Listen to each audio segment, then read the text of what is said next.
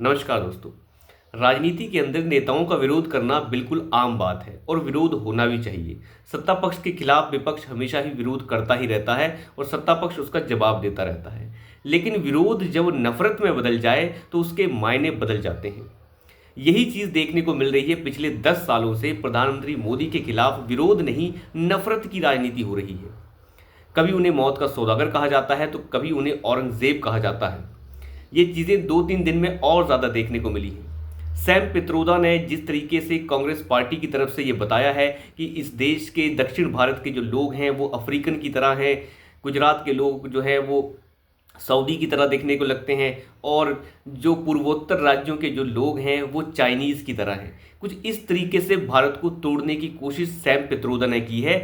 Sam Pitroda जो overseas Congress के अध्यक्ष हैं, जिन्हें अब कांग्रेस पार्टी ने आनन फानन में हटा दिया है। लेकिन कांग्रेस पार्टी ने उनके बयानों का विरोध नहीं किया। ये नहीं कहा कि कांग्रेस पार्टी इन चीज़ों से असहमत है, सीधा उन्हें हटा दिया। लेकिन सैम पित्रोदा ने जिस तरीके से 3-4 बार ये इस बार के चुनाव के अंदर द्वेष फैलाने का काम किया है, ये कांग्रेस पार्टी की विचारधारा है। सैम पित्रोदा ने पहले तो ये कह दिया कि इस देश के अंदर जितने भी बड़े बड़े लोग हैं उनकी संपत्तियों को जो है बांट देना चाहिए, टैक्स काट देना चाहिए, जिस तरीके से जो इनहेरिटेंस टैक्स है उसको लगा देना चाहिए। उसके बाद तरह तरह की दूसरी बातें की गई।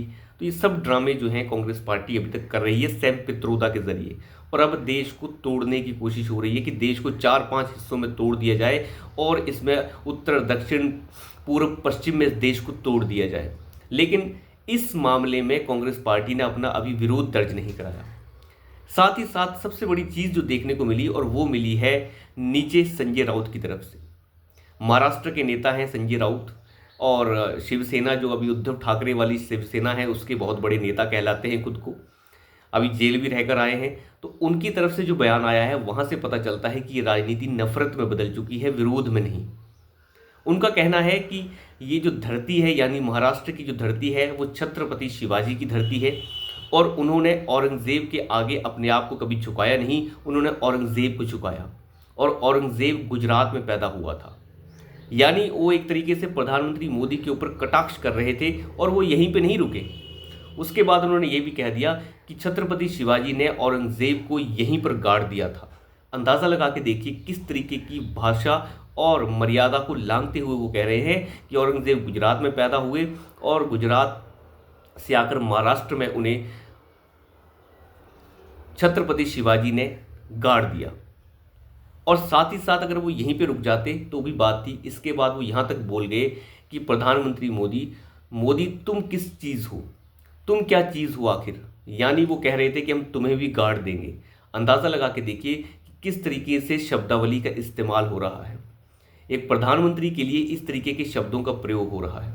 यही हाल पहले कांग्रेस पार्टी के मणिशंकर अय्यर करते रहे, जो नीच कहते रहे प्रधानमंत्री मोदी को। सोनिया गांधी मौत का सौदागर कहती रही।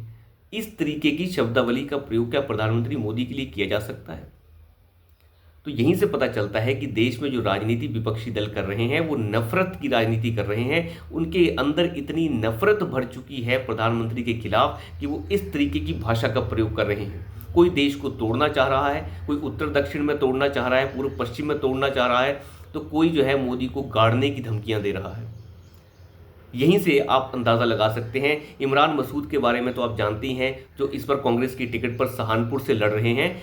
उनका कहना पिछली बार ये था कि हम तो टुकड़े टुकड़े कर देंगे प्रधानमंत्री मोदी के, बोटियां कर देंगे, बोटी बोटी कर देंगे उसकी। अंदाज़ा लगा के देखिए, या क्या ये विरोध की राजनीति है या नफरत की राजनीति है?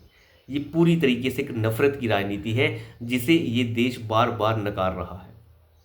लेकिन फिर भी ये नेता सुधरने को तैयार नहीं। इन्हें लगता है कि इसी राजनीति से ये ऊपर आ सकते हैं। जिस तरीके से प्रधानमंत्री मोदी के टुकड़े करने और मौत का सौदागर से लेके बड़ी बड़ी बातें जो ये लोग करते हैं, उससे देश की राजनीति खराब और ज़्यादा होती जा रही है। इन्हें लगता है कि जीत का एक यही रास्ता है, लेकिन जीत का रास्ता नहीं है, ये अपने खात्मे का रास्ता वो तय कर रहे हैं।